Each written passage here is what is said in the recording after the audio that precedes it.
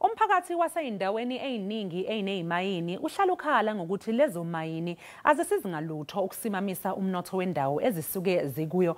Kepha lolukhondolo seluqala ukuguquka kwezinye izindawo kanti akusahlomuli izakhamuzi zalezo zindawo kuphela. Kepha nazo lezomayini kukhona ezikuzuzayo. Umphakathi waBakwena Ba Mogopa ngaseRustenburg Northwest usuhlomulile. Ibasebha ingenye yezindawo ezinhlanu ezihlala isizwe sabakwena Ba Mogopa. Ngokwezibalo zabantu zango-2011, le ndawo yayinemizi engu-580. Le ndawo inenkinga yamanzi njengezinye izindawo ezinezimayini.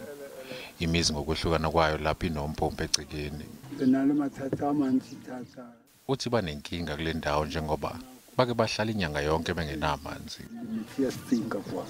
Kepha Imayini Glenmorovan isizibophezele ngokuthi izofaka u200 million wamarandi njalo ngonyaka ukuthuthukisa umphakathi walapho isebenzela khona. So we're constructing these business incubation hubs where designated local entrepreneurs can receive training so that they can provide products and services to our operations. Umkhamo wamanzi adonswa ngemisebe yelanga uyasiza ukuxazulula le nkinga yamanzi lapha.